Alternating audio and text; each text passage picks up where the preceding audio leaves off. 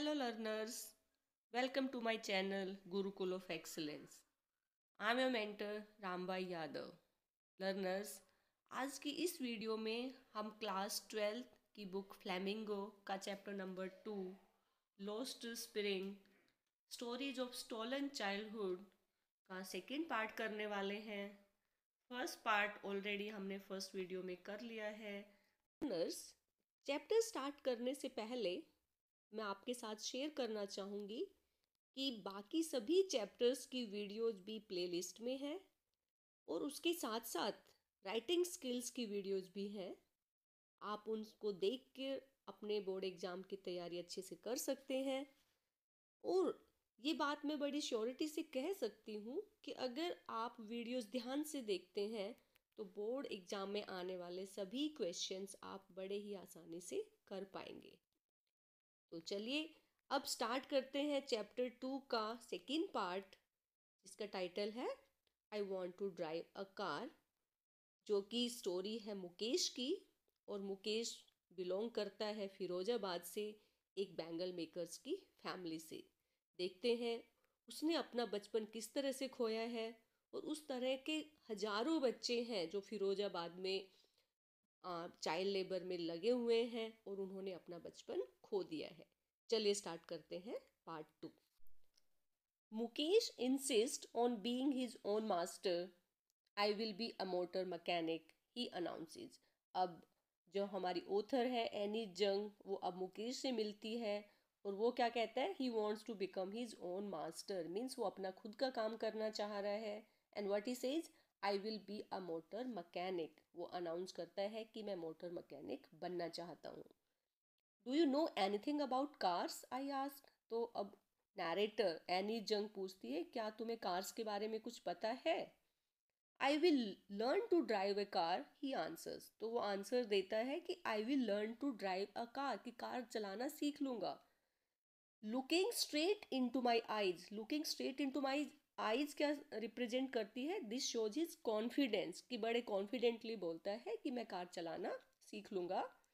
His dreams looms like a mirage amidst the dust of streets that fill his town Firozabad. और जो उसका dream है, looms large, it means spread like a mirage, mirage होते मृग तृष्णा, amidst the dust of streets that fill his town Firozabad, की जो उसकी फिरोजाबाद की गलियों की जो डस्ट है उसमें एक तरह से मृग तृष्णा की तरह है. that fill famous for its bangles. और फिरोजाबाद किसके लिए फेमस है, बैंगल्स के लिए फेमस है. ऑथर ये बात कहना चाह रही है कि मुकेश का ये सपना कभी पूरा नहीं होने वाला, ये एक मृग तृष्णा की तरह से ही है. आगे हम पढ़ने वाले हैं कि फिरोजाबाद में बच्चों की, लोगों की क्या स्थिति है, जिसकी वजह से ऑथर ने ये कमेंट किया है. Every other family in Firozabad is engaged in making bangles.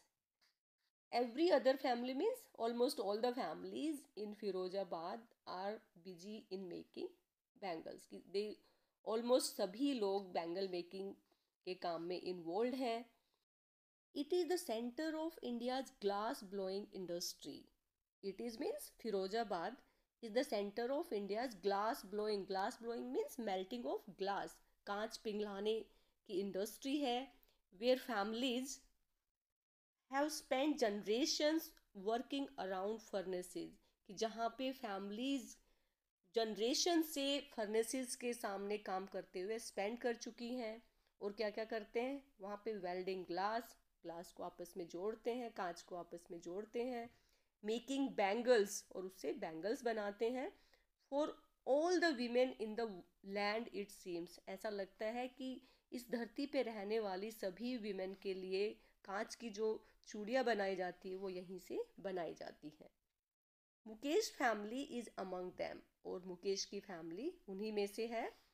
None of them know that it is illegal for children like him to work in the glass furnaces with high temperatures.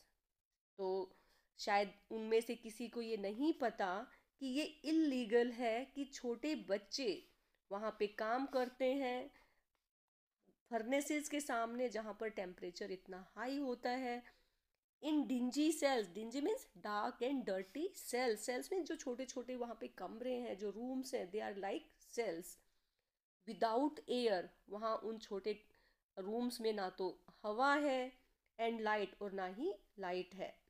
That the law if enforced, कि अगर कानून को अगर proper implement किया जाता है, enforce किया जाता है, could get him and all those 20,000 children out of the hot furnaces, कि अगर कानून को प्रॉपर वे में इम्प्लीमेंट किया जाता है तो वहाँ से तकरीबन 20,000 बच्चे उनको हॉट फर्नेसेस से बाहर निकाला जा सकता है, जो कि बैंगल मेकिंग में इन्वॉल्व है। Where they slog their daylight hours, slog means work hard, the children they work hard in front of hot furnaces throughout the daylight, often losing the brightness of their eyes, और इतने high temperature में काम करने की वजह से इन बच्चों की आंखों की ब्राइटनेस खत्म हो जाती है, means they become blind. Mukesh eyes beam as you volunteers to take me home, अब मुकेश की आंखों में चमक है जब वो वॉलेंटरली यानी कि अपनी मर्जी से नैरेटर को, मी कौन है, ऑथर, नैरेटर को अपने घर ले जाता है, तो he was very happy, which he proudly says is being rebuild, और वो बताता है अपने घर के बारे में, क्या बताते हैं बड़े प्राउडली, कि उन्होंने अपने घर को रीबिल्ड किया है, रिकंस्ट्रक्ट किया है। We walk down stinking lanes, तो we means Mukesh and the narrator दोनों जा रहे हैं through the stinking means बदबूदार, very you can say foul smelling lanes, streets choked with garbage, जो कि गार्बेज से बिल्कुल भरी पड़ी हैं। past homes that remain hovels, or they are crossing the homes that remains hovels means small and dirty, with crumbling walls क्या है, वो टूटी फूटी walls हैं उन घरों की।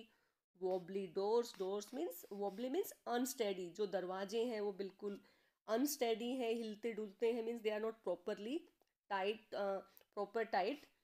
नो विंडोज, और घरों में ना कोई विंडोज है। Crowded with families of humans and animals, और जो घर है उसमें इतनी means they are crowded with animals and humans, छोटे से घर में ज़्यादा इंसान और ज़्यादा जानवर साथ में रहते, तो एक बड़ा क्राउडेड प्लेस है।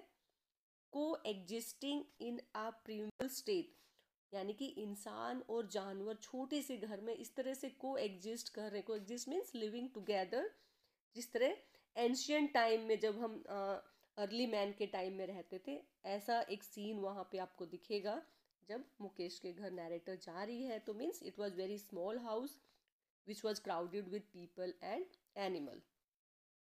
ही stops me at the door of one such house, यानी कि सभी हाउसेज वहाँ पे ऐसे थे, और नैरेटर को मुकेश एक ऐसे ही घर के पास उसको रोकता है। Bangs a wobbly iron door, bangs मतलब धड़ाम से खोलना, means he opens with force.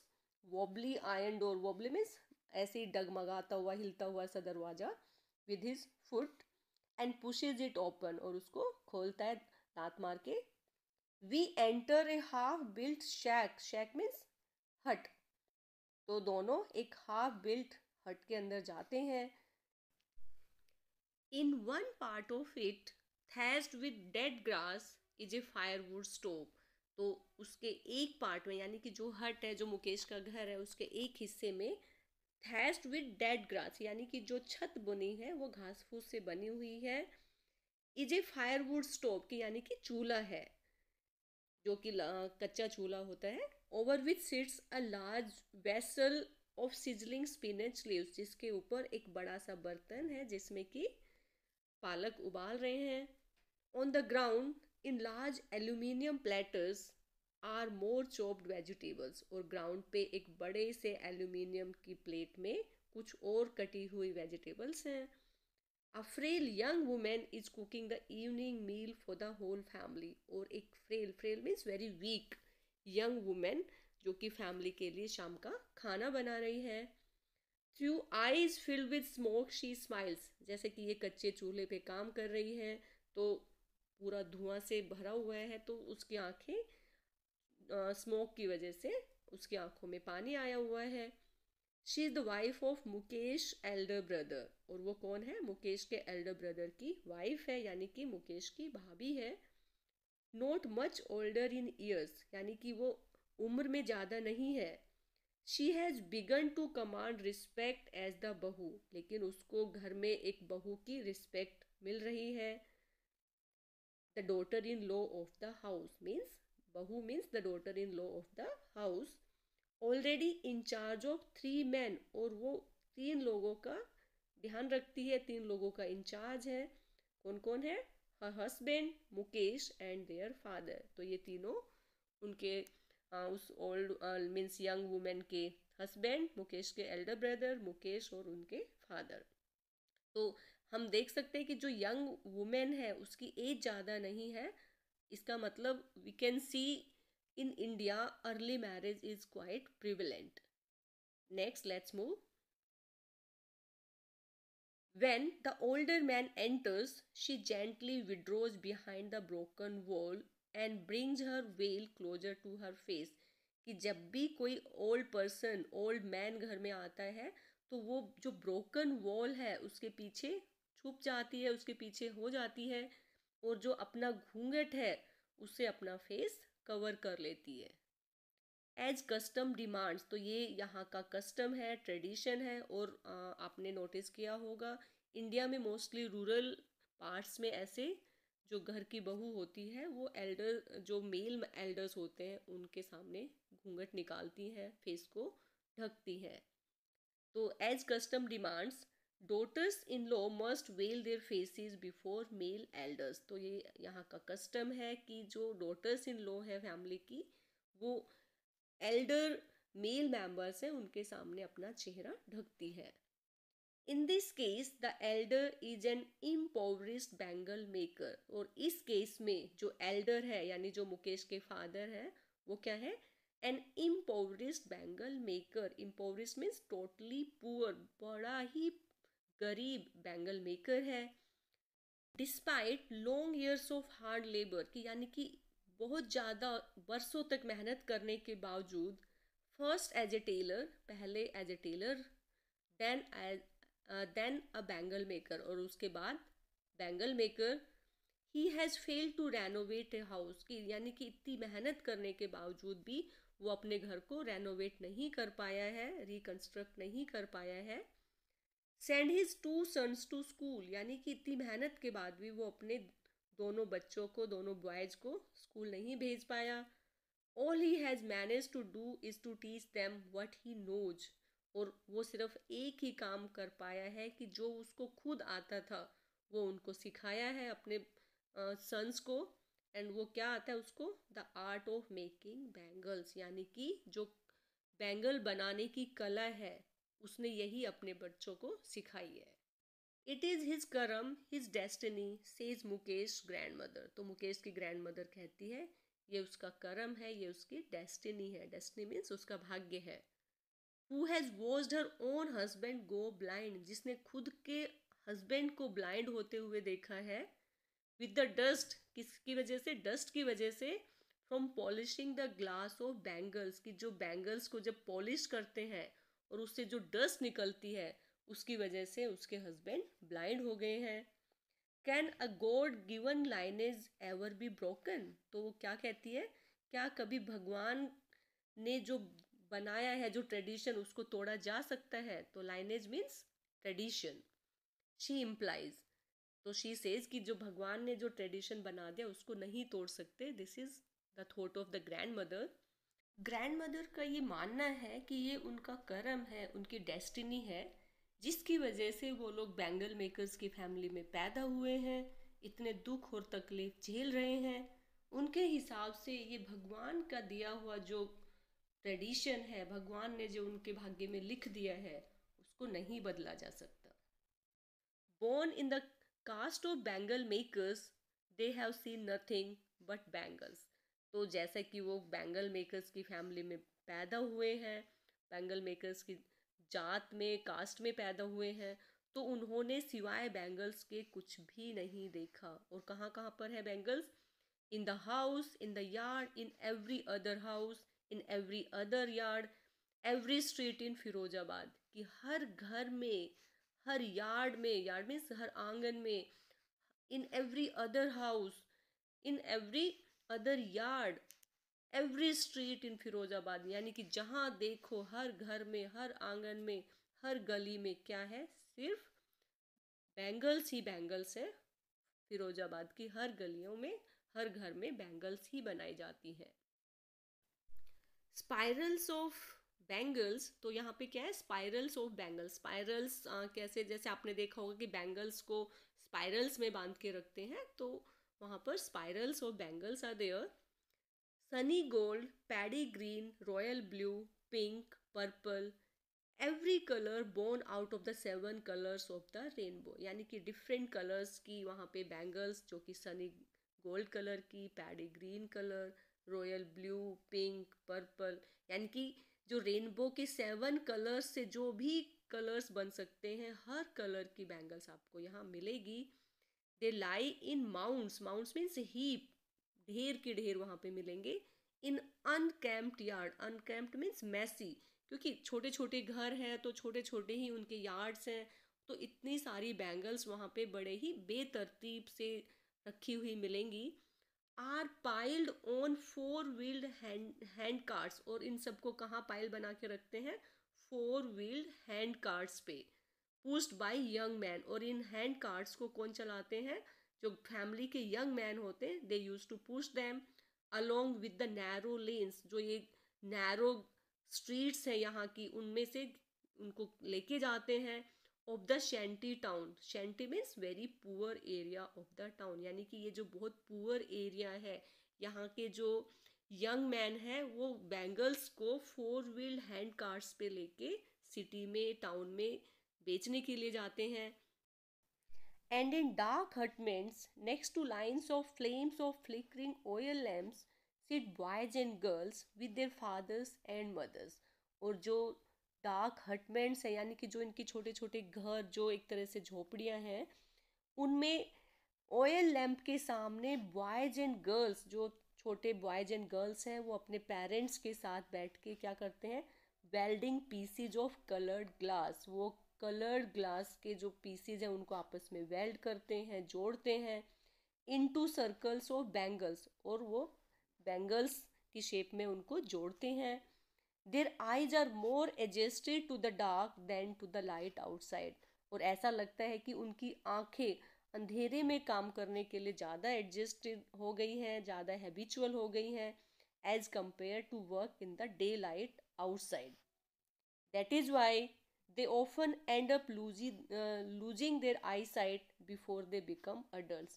और इसी वजह से जब तक ये बच्चे ग्रोन अप होते हैं, जब तक ये बच्चे अडल्ट बनते हैं, इनमें से काफ़ी सारे अपनी आईसाइट खो देते हैं, क्योंकि वो सारा दिन इतनी हाई टेम्परेचर के सामने, फर्नेसेस के सामने काम करते हैं, और फिर अंधेरे में जो ऑयल लैम्प्स हैं उनके सामने बैठ के उनकी वेल्डिंग करते हैं। तो ऐसा लगता है कि जब तक ये लोग अडल्ट बनते हैं, ये बच्चे अपनी आईसाइट खो देते हैं। Savita, a young girl in a drab pink dress, sits alongside an elderly woman।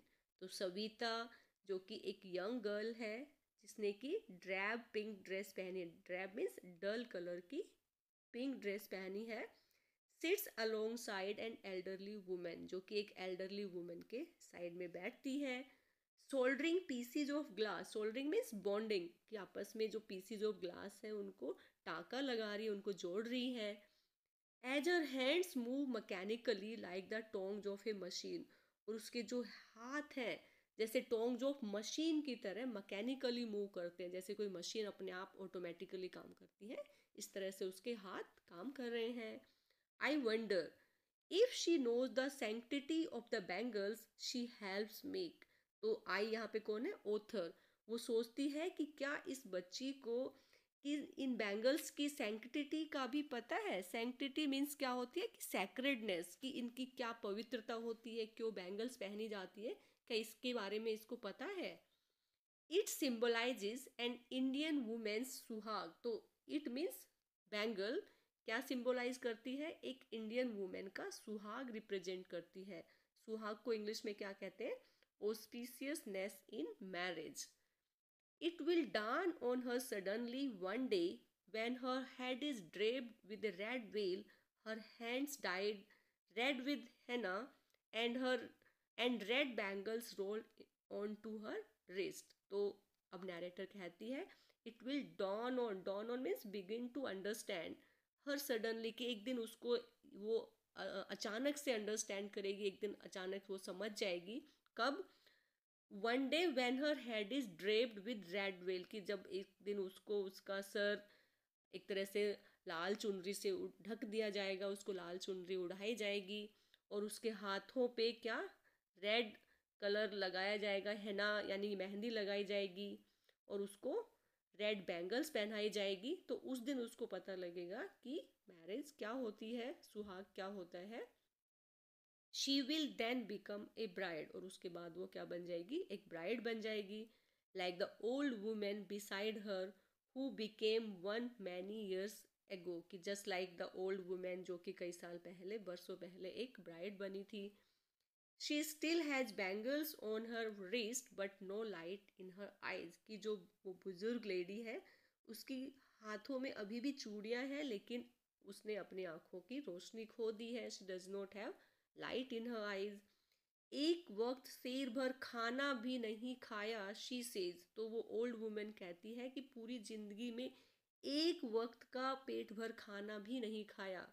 In a voice drained of joy means without any joy, without any happiness, you can say sadly she said. She has not enjoyed even one full meal in her entire life. देखिए, पूरा दिन मेहनत करती है और उसके बाद पूरी जिंदगी में एक बार भी पेट भर के खाना ना खाया हो. तो सोच सकते हैं कि इनकी हालत कितनी बुरी है, कितनी पथेटिक कंडीशन है. व्हाट्स दैट शी हैज़ रीप्ड, और पूरी ज़िंदगी में उसने ये कमाया है. तो ये हमारे लिए बड़े ही शौक की बात है, दुख की बात है.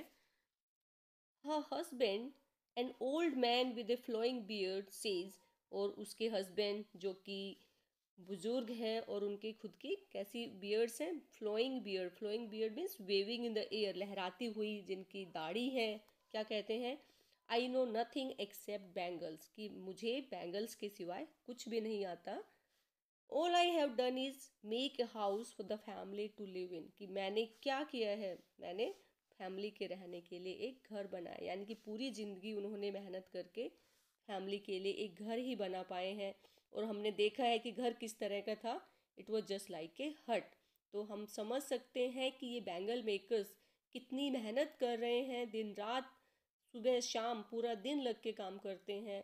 और फाइनली ना तो इनको पेट भर खाना मिल पाता है और ना ये अपने बच्चों को स्कूल भेज पा रहे हैं, और इनकी हालत बड़ी ही खराब है. The cry of not having money to do anything except carry on the business of making bangles, not even enough to eat, rings in every house, कि हर घर में एक ही क्राई है, एक ही चिल्लाने की आवाज़ सुनेगी. वो क्या है? Not having money to do anything except carry on the business of making bangles, की उनके पास इतना पैसा ही नहीं है कि कोई दूसरा काम धंधा कर ले, कोई दूसरा बिजनेस स्टार्ट कर ले. इसलिए सभी इसी बैंगल मेकिंग में ही इन्वॉल्व है, इसको ही कैरी ऑन कर रहे हैं, इसी में ही लगे हुए हैं. Not even enough to eat, कि इतना भी नहीं है कि वो खाना तो खा ले. रिंग्स इन एवरी होम, कि हर घर की यही कहानी है कि हर घर में इतनी गरीबी है कि वो कोई दूसरा काम नहीं कर सकते. उनके पास सिर्फ एक ही ऑप्शन है, और वो क्या है? कि बैंगल मेकिंग को ही कंटिन्यू करें. The young man echo the lament of their elders, और जो यंग है तो वही दुख की कहानी जो उनके एल्डर्स कहते थे उसको ही एको करते हैं. वही मीन्स वही बात दोहराई जा रही है. Little has moved with time, और समय के साथ कुछ भी नहीं बदला है. इट सीम्स इन फिरोजाबाद, की फिरोजाबाद में समय के साथ कुछ भी बदलाव नहीं आया है. Years of mind-numbing toil has killed all initiative and the ability to dream, कि बरसों के जो mind numbing toil means work, mind numbing means जिससे इवन दिमाग सुन हो जाए, इस तरह की इतनी मेहनत करने के बाद उनके जो काम करने के कोई भी इनिशिएटिव या एबिलिटी टू ड्रीम है, सबको खत्म कर दिया है, सबको किल कर दिया है, मार दिया है. Why not organize yourself into a cooperative? I ask a group of young men who have fallen into the vicious circle of middlemen who trap their fathers and forefathers. तो अब नैरेटर वहाँ पे एक ग्रुप ऑफ यंग पीपल थे, उनसे बात करती है और उनसे क्वेश्चन पूछती है कि why not organize yourself into a cooperative, कि अपनी एक कोऑपरेटिव क्यों नहीं बना लेते, कोऑपरेटिव सोसाइटी क्यों नहीं बनाते. किनसे बात कर रही है? I asked a group of young men who have fallen into the vicious circle. Vicious circle means wicked circle. ऐसा सर्कल जिसमें आप गोल गोल घूमते रहेंगे, उससे बाहर नहीं निकल सकते. यानी उनसे बात करते हुए पूछते कि तुम एक कोऑपरेटिव सोसाइटी क्यों नहीं बना लेते. और ये विशियस सर्कल किसका है? Of middleman who trap their fathers and forefathers. ये मिडल मैन ने एक विशियस सर्कल बनाया है जिसमें जो फिरोजाबाद के बैंगल मेकर्स हैं, उनके फादर्स एंड फोर फादर्स इसमें ट्रैप हो गए, इसमें फंस चुके हैं और वो नहीं निकल पा रहे हैं.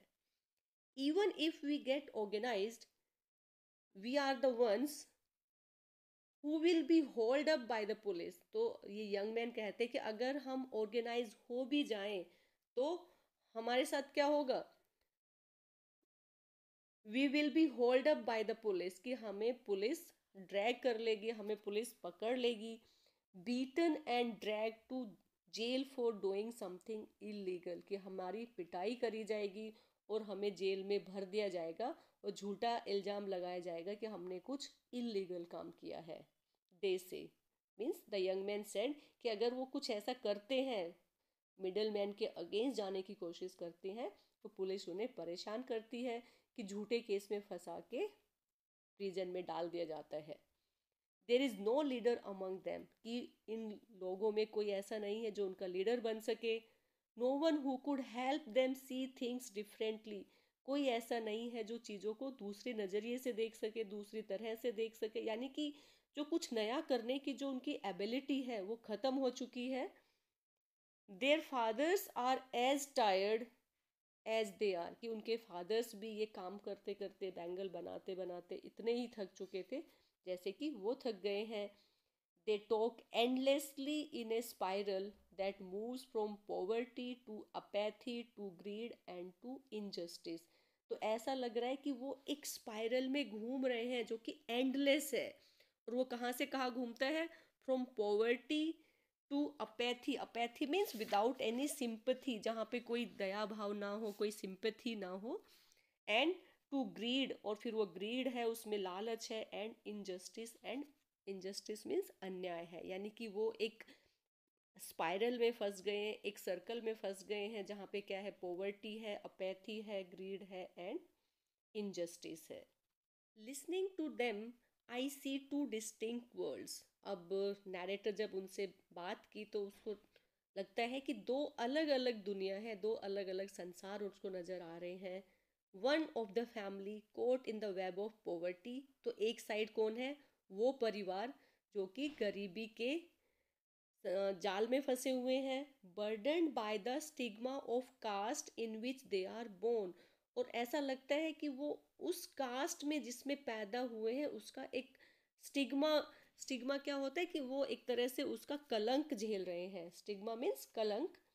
The other a vicious circle of sahukar, the middle man, the policeman, the keepers of law, the bureaucrats and the politicians. और दूसरी साइड क्या है? जो विशियस सर्कल जिन्होंने बना रखा है उसमें क्या है? कौन कौन है? साहूकार है, मिडल मैन है, पुलिस मैन है, keepers of law and bureaucrats and the politician. तो यानी कि अब नैरेटर ने नोटिस किया है कि जैसे लगता है कि फिरोजाबाद में दो तरह की दुनिया है. एक तो इन गरीब बैंगल मेकर्स की, और दूसरी तरफ साहूकार, middle man, police man, keepers of law, bureaucrats and politicians हैं. Together they have impose the baggage on the child that he can not put down. Together means ये सारे मिलके, यानी कि जो ये दूसरी साइड वाले साहूकार, middle man, police man, keepers of law, bureaucrats and politicians, तो they all have imposed the baggage means burden on the child that he cannot put down, कि उन्होंने एक बच्चे के ऊपर इतना भारी वजन रख दिया है कि वो उससे बाहर नहीं निकल सकता, उसको हटा नहीं सकता. He has to live with that. Before he is aware, he accepts it as naturally as his father.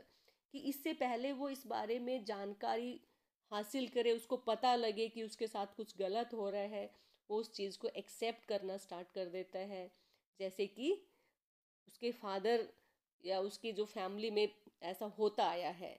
As naturally as his father मतलब उसके फादर ने भी इसको एक्सेप्ट कर लिया था समय के साथ, और अब वो भी एक्सेप्ट कर लेता है. To do anything else would mean to dare. To dare means to challenge, कि यानी कुछ और करना मतलब चैलेंज करना इन सबको, जो कि जो second part of the world है उनको चैलेंज करना होगा. And daring is not part of his growing up. His मतलब यहाँ पे जो यहाँ का बच्चा है, डेयरिंग करना यानी चैलेंज करना उसका जिंदगी का हिस्सा नहीं है, उसकी ग्रोइंग अप का हिस्सा नहीं है. When I sense a flash of it in Mukesh, और जब नैरेटर ने एक इसकी फ्लैश मीन्स एक तरह से इसकी चमक मुकेश की आंखों में देखी, मुकेश में ये नजर आई कि उसमें कुछ और करने की ललक है. I am cheered. The narrator was very happy. I want to be a motor mechanic. He repeats, वो फिर से रिपीट करता है, वो क्या बनना चाहता है, मोटर मैकेनिक बनना चाहता है. He will go to a garage and learn, और वो कहता है कि वो कहाँ जाएगा, गैरेज में जाएगा और वहाँ जाके सीखेगा.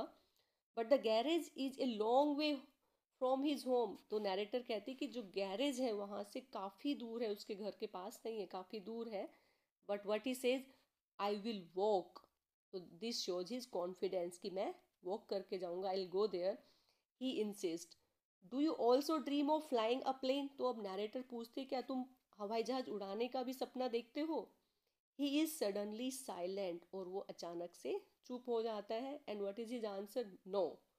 ही says staring at the ground, धरती की तरफ घूरते हुए इसका आंसर देता है, यानी कि उसका हवाई जहाज उड़ाने का कोई सपना नहीं है. He just want to be a motor mechanic.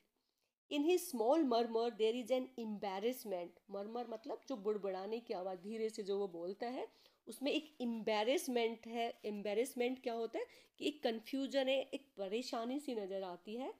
That has not yet turn into regret. Regret means repentance, प्रायश्चित में कन्वर्ट नहीं हुई है. He is content to dream of cars. वो सेटिस्फाइड है कार्स के ही ड्रीम देखने में, कारों के ही सपने देखने में. That he sees hurtling down. hurtling down means clattering down, जो मतलब खड़खड़ाते हुए यहाँ से उसकी स्ट्रीट्स और उसके टाउन के पास से जाती है. तो he is content to dream of cars that he sees hurtling down the streets of his town. few airplanes fly over Firozabad. कि फिरोजाबाद के यहाँ से बहुत कम एरोप्लेन्स गुजरती है, सिर्फ कार्स यहाँ से ज़्यादा जाती है. तो he dreams to become a motor mechanic. Learners, इसी के साथ सेकेंड चैप्टर की पार्ट 2 की वीडियो ओवर होती है. इसमें आपको अच्छे से समझ आ गया होगा कि मुकेश ने किस तरह से अपना बचपन खो दिया है. और पार्ट 1 की वीडियो ऑलरेडी चैनल पर अवेलेबल है, आप उसको देखकर इस चैप्टर का पार्ट 1 अच्छे से कर सकते हैं. और अगर आप वीडियो के साथ साथ टेक्स्ट को ध्यान से करते हैं तो मैं बड़ी श्योरिटी से कह सकती हूँ कि आपके बोर्ड एग्जाम में आने वाले हर क्वेश्चन को आप बड़े इजीली सॉल्व कर पाएंगे. सो लर्नर्स, अगर आपको मेरी वीडियो पसंद आई हो तो please like it and share it and subscribe the channel. Thank you. Have a nice day.